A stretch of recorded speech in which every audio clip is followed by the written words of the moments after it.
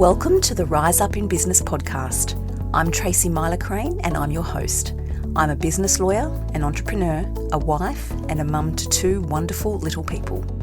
This podcast is designed to be the business and law podcast for small business owners. Each episode explores different business and legal concepts in a clear and easy to understand way, all delivered in bite-sized chunks that are easy to listen to. You're sure to be able to take little nuggets of gold from each episode and implement them into your business straight away. I'm bringing you these podcast episodes each week with my intention being to share with you what you need to know to feel empowered so you can rise up and take control in your business. Let's get into today's episode.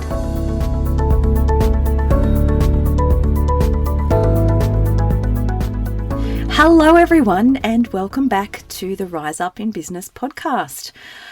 Today's episode is something a little different and something that so many of you have been asking for. I'm talking today to Ruby Lee, who is an incredible strategic and intuitive business coach. I think that's a really nice way to sum up in a nutshell, Ruby, what it is that you do. Welcome, Ruby. Thank you for joining me. Thank you so much, Tracy. This is such a long time coming, I feel, and I'm so excited to dive into today's topic. Thank you so much for joining me. I think I speak about you often to my clients and my community, and I think I could probably talk for about 10 minutes to describe who you are and what you do, but I do think strategic and intuitive probably is, in a nutshell, an accurate way of describing the work that you do. Yes, absolutely. And, I'm sure we could have a whole other conversation on this, but there was a time where I found it really hard to describe what I did. And a big reason for that was trying to work out what box I fit in, how do I actually describe everything that I do in a short sentence or in one niche in one particular way. And, eventually it kind of came to a point where I'm like, you know what, I am a highly intuitive person, and not just, I have, not to say this isn't intuitive, but not just, in terms of, I've got a gut feeling, but really intuitive. I have psychic abilities, all of those wonderful things.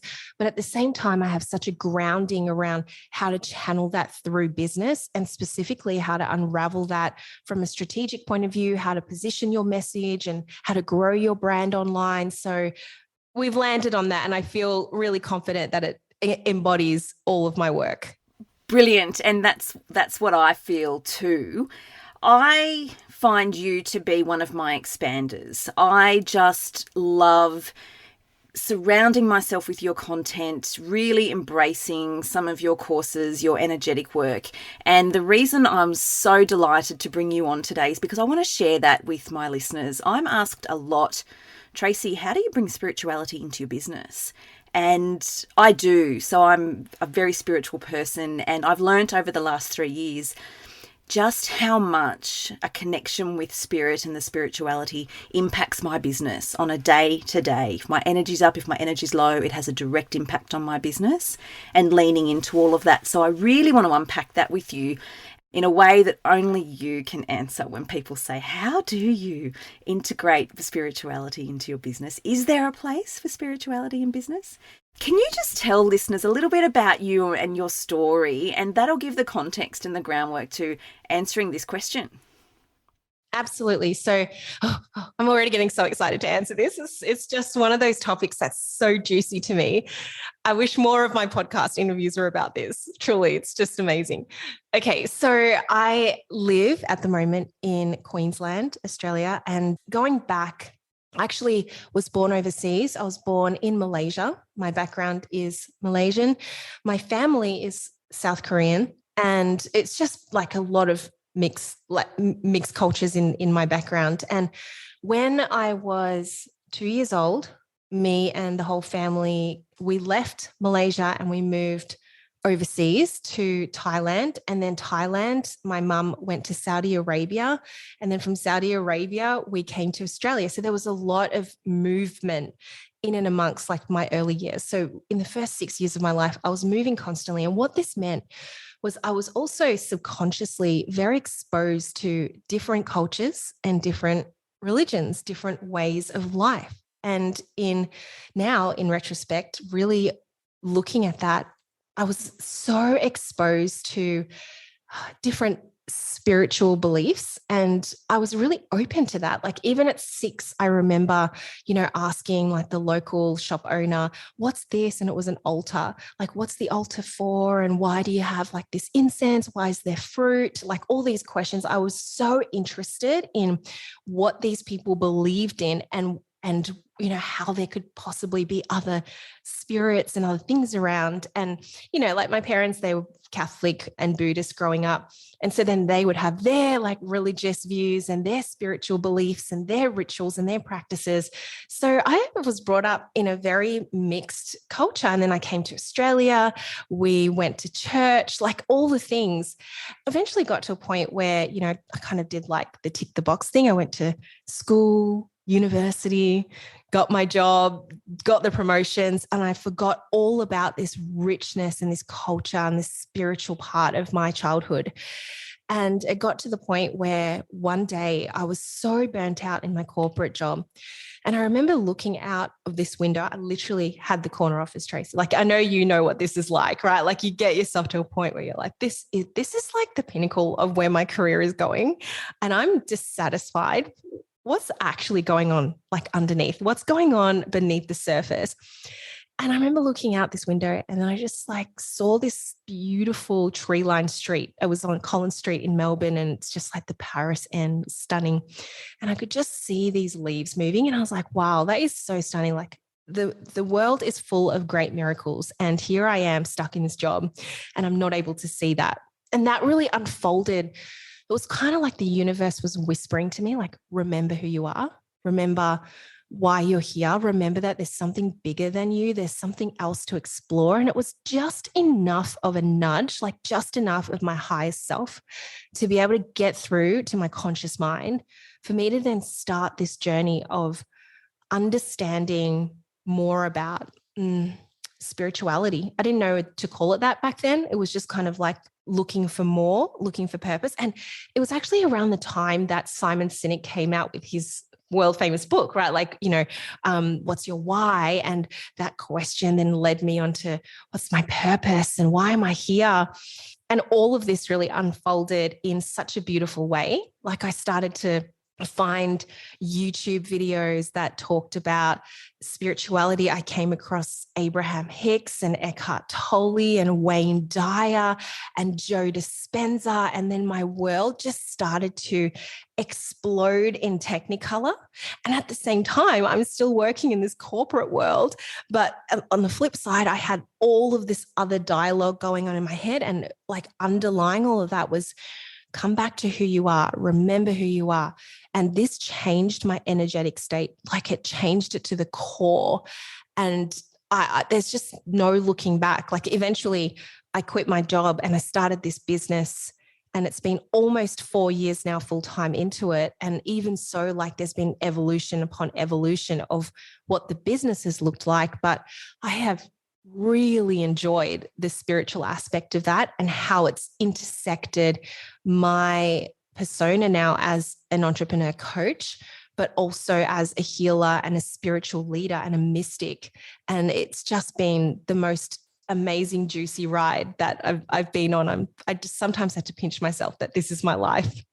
Thank you for sharing that. This gives us such a good context to dive into you talking to us as business owners about how spirituality is weaved into our business journey. I think it's a game changer. I think it's a fundamental. For me, it's not one or the other. It's all part of the journey. But I get asked by people, and I'm sure you do, does spirituality have a place in business, and how? How does it have a place? Because, there's the brain, the analytical brain, certainly from my background, which is factual based, here's the evidence, yes or no type of thing. But it's not that. It's something different. It is something different. And you can operate from the factual and the rational and the logical all you want. Like you can literally go all day and build a fairly successful business. But guess what? You're also going to be building that from a very rational, logical, and factual way. So that means growth that happens in a very sturdy way, in a very sensible way. But if you are someone who is all about taking those incredible leaps that you can't even explain, in our world, we might talk about it as like a quantum leap or a manifestation or something that the universe has kind of brought on and it gifted you like a new audience, or all of a sudden you've made more income than you know like where it came from type of thing, and you're not able to explain it. That is coming from a place of the irrational. That's coming from the place of not being able to really show the evidence of how that happened, but it did through the power of your belief. So I believe, yes, spirituality not just has a place in business, it's essential in business. And that is my core belief. Like if you don't resonate with the word spirituality, come back to the word energy. So energy is very similar to spirituality in the sense that you can't see it, you can't touch it, you can't feel it, but it's everywhere.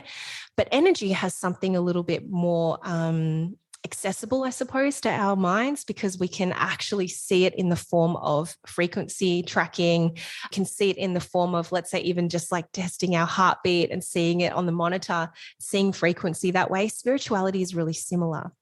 And if energy is what makes up who we are, and you substitute the word energy with spirituality, spirituality is what makes up who we are. It changes the whole game. Like, this is a belief of mine that when you learn how to master your energy, when you learn how to master your frequency through understanding your spirit and your soul, you heal the world. You make the biggest impact. You create something that goes on for generations and generations to come. And, like as coaches, this is what we do best. Like we learn how to master our energy to create incredible outcomes with the gifts that we have. So, you might be a business coach, a money coach, a consultant. You have a gift and you've been able to master your energy around that so that you're able to teach it very clearly. That is you accessing a spiritual gift of yours. That is you accessing an energetic life force that creates healing in this world. It creates solutions in this world, takes people out of what has been a problem, and it gives them the remedy. It's so beautiful when you think about it that way. So, wherever you come from or whatever stage you're at in terms of your relationship with spirituality and business, give it a go or go deeper. There's always more and more layers to explore when it comes to spirituality and business. Oh, thank you for that really succinct explanation. I love what you said about there always being more. You can always go deeper. And in fact, I had a revelation, well, an aha moment, a light bulb moment, whatever you want to call it, only a couple of nights ago when I said to my husband, "Oh, I'm back here. I'm unpacking this again." And he said, "I thought we were done with that." And I said, "I've actually just realised we're never done with it, but that's okay." And that was an aha moment for me. And it was a realisation that there's always more to do. And I find that really exciting, particularly up-leveling. At that growth stage in business where you're getting ready to up-level, there's more to do to dive in and do the work to facilitate that next up-leveling. So I find it exciting, inspiring, motivating, at the very essence of everything that I do. But if somebody is relatively new to their spirituality journey or their energetic or spiritual journey, what's a few things you could say to them when we say, lean in more, give this a go, you're fairly new to it? Where would you guide people? What would you say to listeners to say, well, if that's you, try this or lean in here or here? There's always like a little gateway, like I feel like there's always something which just sparks that little bit of intrigue. So for me, like my story is like, after having sort of forgotten that beautiful, magical childhood that I had, I did realize something. Like I was always interested in astrology. Like always. I was that girl who would buy Dolly magazine with her pocket money and go straight to the astrology section. And, a little bit later on, I worked as a medical receptionist for a little bit. And I would always get those new ideas and just like flip to the astrology section and just read like, ooh, what's mine? So there's always a little bit of interest, a bit of a gateway, I suppose you could call it. When I came back to spirituality, I did look up not just like what my reading was, but actually the history of astrology, like where did that come from? And that was so mystical. I loved it. Like I could just feel my soul like unraveling with like all this goodness. And then astrology led me onto another type of profiling, which was human design. Then human design kind of unraveled something else. And then part of human design is actually based off the I Ching. So then I was like, oh, what's the I Ching? And then I went and discovered the I Ching. And then off it went. And I was just like looking at all these different modalities. And somewhere along the way, someone bought me oracle cards. And I was like, oh, that's a bit weird. Isn't that like, too woo-woo? And I honestly had the Rebecca Campbell Work Your Light Oracle card deck given to me, and I didn't touch it for over 6 months because I thought it was like too much. It was just like, I didn't really know what to do with it. So it sat in the cupboard for 6 months. And then it circled back around. I must have like been organizing and I saw it. And I was like, okay, I'll just like have a little shuffle, have a little play. Maybe I ask it a question about business. So I did ask a question like, should I launch this particular course today? And it came out with a card and it was like, trust yourself. And I was like, no, duh, of course I'm going to trust myself. Like, there's still a level of not quite like really into it. I was like, all right, but guess what? It stayed on my desk. Like it was just a thing that was like, oh, so it graduated from the cupboard to my desk. Like the more I kind of looked at it, I was like, I'm going to research what's the history of oracle cards. And then I found out it's actually based off the tarot. And then I started to research the history of the tarot. And now, as you know, Trace, like I read tarot like every day. Every day, tarot is my language. I use it for business. I use it for guidance. Like I have 3 or 4 decks in my house. My son, who's 6, he knows how to read the tarot. My husband, he grabs the tarot. Like, so yeah, I guess like just through sharing this experience of mine very personally, I hope that it's helped you listeners to also like connect with what's the spark? Like there's always one thing where everyone's going to have a different thing, but follow that golden pathway and do the research or ask people about it. Be open to the conversations. You'll be so surprised by what unravels from that place. I get goosebumps listening to this. I love your embracing the curiosity, encouraging the curiosity and embracing the curiosity. And I resonate with that on so many levels. Full disclosure to listeners, I've had my tarot done with you, and that was mind-blowing. I was gobsmacked at what came out of that. That was new. Tarot was new to me then. Very familiar with everything else that we've talked about, particularly with the angel cards and those types of things. But tarot was new. Mind blown.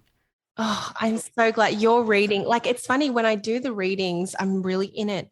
And then after I come out of it, it's like I just forget everything I said. It's just like, whoop, it was that one portal made just for you. That channel and that message was gifted just for you. And then as soon as I close that portal and then I do my thing, usually with a sound bowl, I'll close the portal. I mean, like, I don't remember. It's so bizarre how that happens, but it literally is like and a part of that is I know how to protect my energy. I know how to close off, certain energies and open them and all those wonderful things. But yeah, it's so interesting. But I remember the feeling of it being so positive. Yours was unbelievably positive. It was, and that's what I say, mind blown. So it really is an area that's worth leaning into, and I love the nurture and embrace your curiosity. I really love that as a takeaway. Something else I really wanted to pick your brain on and dive in with you, because I get asked it a lot, and I had a conversation with somebody close to me yesterday about this, and that is the practice of journaling. So I have leaned in over the past 3 years to journaling. It was something that initially when it was presented to me, I thought it was ridiculous.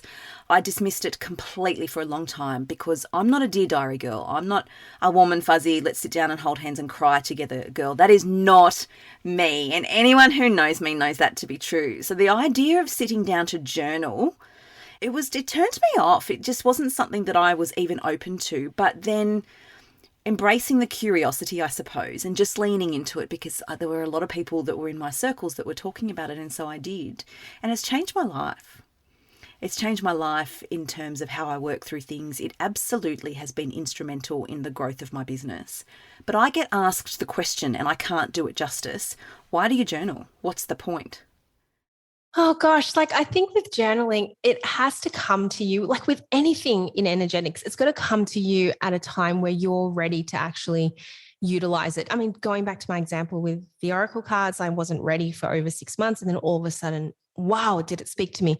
Journaling, it might be the same for you. Like having it, you probably might have a couple of unused journals, let's say, sitting somewhere in the house, and you had the intention, you wrote the first 3 pages of it, and then it's just kind of gone awry and missing. But on the scientific side of things, let's go to logic first. There is so much evidence behind journaling being the access portal to your subconscious mind. And I love this idea because we know that 90% of our being actually operates from the subconscious. Isn't that crazy? Like we only use 10% of our consciousness. So if we're able to access this incredible majority, like part of our system, our makeup through the form of journaling, imagine what we can do in there. As you're journaling, it's not like, oh, I need to do this, a task list or how you felt that day. It's never about that. Like when I pick up my journal, I'll never write like, oh, and today I felt not enough. And today I didn't hit my goals. And today I thought I was going to sign that client, but I didn't. Like I'll never, ever write something like that. Instead, if I'm in that subconscious place of unlimited possibilities, which is really what it feels like to me, it's like you're going into this beautiful space in this field of unlimited, then what do I choose to create in there? And so I will always write about the things that I desire to have, but not just desire, because sometimes desire can have this energy of like, oh, I really want that, but I don't have that yet. And then it inadvertently kicks into a sense of lack, like I don't have that thing that I want. So instead, I actually just go into this place of like, I already have this thing. I already have it. And then when you write from that place, it's so fun. Like, I wrote this journal entry even just this morning, and it was about receiving the next level of money flow, like the next amount of money that was coming through my business, which we love journaling on as business owners because that's the vibe. As I'm writing and I'm thinking, okay, like this amount of money has come in and I've put this amount towards this big desire that I have. And then the rest of it is just fun. And I've booked flights to go overseas. I've booked this villa. I've bought the bag. I've given my parents some amazing experiences with it. And I just wrote like 4 or 5 pages. I mean, they're like A5 pages, but 4 or 5 pages. And I was writing about the feeling of it. I was writing about like the exact thing I would do with it. So it starts to create this essence of imagine if this actually happened. Because what I love also about the subconscious mind is it doesn't know whether it's real or not. That's why it's called the subconscious. So the more you're able to wire your subconscious mind into these beliefs where your logic is saying, this is just a dream, this isn't real, this is just, you're making it up. Your subconscious mind doesn't know that. And what this does is it starts to rewire our cells. It starts to rewire our brain, like the way that we form our neural pathways. This is so important. This is why journaling is magic, because it forms these new neural pathways in your brain, which forms this thing called a reticular activating system. And we start to look for solutions for this to actually become a reality. So let's say you're writing something like, I am deciding that this year gets to be my $1 million year in business, because hell yes to that. So as you're writing this and you're writing like, wow, I've paid off the house and I've got this new car and whatever it is, your brain starts to think, oh, okay, wait, is this true? Is this not true? Okay, well, whether it is or not, you know what? Why don't we put out a new package on the website? Why don't we reach out to that client that we had a couple of months ago? They might be ready to re-engage. Oh, why don't we put together this proposal for this company? And yeah, they were interested a little while ago. So let's try that again. Let's put out a course. Let's put out a masterclass. And all of a sudden, these ideas start to download and they work in cohesiveness to this dream that you've written in your journal. And as your neural pathways start to form, what happens also is that your belief system from the inside out starts to reprogram. And as it starts to reprogram, as it starts to change, we start to act differently. We start to believe in this differently. And the thing around fear and anxiety and worry, those sorts of worries, or even just like, overthinking and procrastination, all these emotions, they aren't real. Like they aren't real in the sense of that things actually happened. It's a fear of the future. It's the fear of what could happen, which is why I'm saying it's not real. It's not, saying that the feeling isn't real, but what you're fearing hasn't actually happened yet. But when you're journaling and then we're thinking about how all of this reconnects, it takes away the fear, it takes away the anxiety, and it puts you in a place of pure, positive power. And you operate from that place every single day. That was the most eloquent explanation I think I've ever heard. And you have hit the nail on the head in the context of my journey around the anxiety and the fear and the overthinking. So when I say that journaling has transformed my business journey, it's because I started out with so much self-doubt and fear and worry and anxiety and what if this doesn't work, to a place of growth 3 years later that I just did not ever believe was even possible. And it's through that journey of journaling, and I use it outside of business too, obviously, a lot. But it's the energetics too. I find that my energetic vibration is so much higher when I'm allowing myself to spend time in my journal, because it gives me clarity. So it comes as no surprise to people when I say, look, I'm talking a lot to you because I get clarity as I speak. I'm a lawyer, that's what I do, yes, and spending years and years in training and doing advocacy in court and all of those things we love to talk. But I gain so much clarity through talking. But also I find journaling to be just as powerful and just as valuable in terms of embracing the curiosity and letting the ideas flow, letting the thoughts and the feelings flow, because it gives me clarity. Yes. And I want to speak on that. You're right about, sometimes like we can get so far away from trusting our intuition, and journaling is such a wonderful bridge to come back to it. And the reason why most of us head down this pathway of misalignment, whether it be a misaligned career choice or a misaligned partner, or hopefully not, or just misaligned business that you're building, a lot of it comes down to the fact that we've actually taught ourselves to distrust our intuition. We're told along the way to just get through it, or to, stay at the job we hated, or to stay in the relationship that doesn't feel good. Just man up. And that's just what we're meant to do. Like, I'm sure like we can all relate to that in some way. And that's been passed down through maybe like past generations or friends, circles. And what this does is that it immediately starts to sever, kind of like a saw, starts to saw away at our relationship with energy. Am I right? And then we tell ourselves this story that energy isn't important because we're going to place more worth on our logical and our rational mind more than what our soul is sometimes screaming at us to tell us, like, this is not the right way. Like, let's go this way.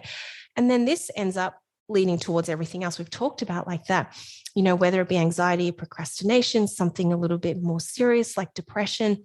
And then, all of that starts to just be masked and hidden behind the veil, that you just end up in a place where you forget who you are. And that's what happened to me. Like when I said earlier, I was told, I could hear this voice, like it was so loud, Tracy. It was like, remember who you are. And I joke sometimes that it's like that scene on The Lion King, it's like, remember, Simba. It's just like that. I was like, oh my God, I have that monkey spirit in my life somewhere, surely. I think we all do at some point. It's just being open to it and in tune with it so that we can receive it and hear it. Ruby, this has been such an insightful conversation, and I'm just so grateful that you've spent the time talking to me about this, because honestly, it is something that people do ask me this, and I just don't feel well positioned to answer it. But now I feel like we've answered it beautifully. So thank you so much. I really, really appreciate you taking the time. I would love for you just for a moment, please, to share with listeners how they can work with you, because there's so much going on always. I am enrolled in Excel and loving the journey, and there are other things that you do too. So I would think it would just be so valuable if you could just take a moment to share with listeners what you do and how they can find you. Okay, so if you know human design, I'm a manifesting generator. I have new ideas, new programs coming out all the time. So the best way to just keep on top of what's new and what's live, like I always run a live program once a month, is to follow me on Instagram. So if you find me at _RubyLee_, you'll be able to just get in the know, follow my stories. I'm pretty much on there every single day. And, or seeing as you're already here listening to the podcast, have a tune into mine. I'm at Rituals, RICHUALS. It's spelled uniquely, but I forget that sometimes. I'll just say the word rituals and people are like, I typed it in, I couldn't find you. I was like, oh, that's right. That's not how you spell it. Thank you. And we'll pop those details in the show notes as well. Your podcast is an energetic injection for me that I sort of come in and out of as and when I need it. And it always delivers just what I need at just the right time. So I highly encourage people to listen to that as well. Thank you, Ruby, so much for joining me. I'm so grateful. Thank you. That's it for today's episode. Thank you for joining me. I very much appreciate you taking the time to listen. If you liked the episode, please be sure to hit subscribe so you don't miss any new episodes. And if you found this episode to be of value for you in your business, I would be ever so grateful if you would take a moment to leave a review on Apple Podcasts, because that will help this podcast reach the ears of more business owners. If you haven't already, don't forget to jump over to my website and download your free copy of my annual legal checklist designed specifically for small business owners. And if you're ready to set your business up so you can get paid every time hassle-free, check out my course, Getting Paid Made Easy. You can access these resources on my website at tmsolicitor.com.au. Remember, in business, prevention is better than cure. I'll be back with another episode for you next week. Until then, take care.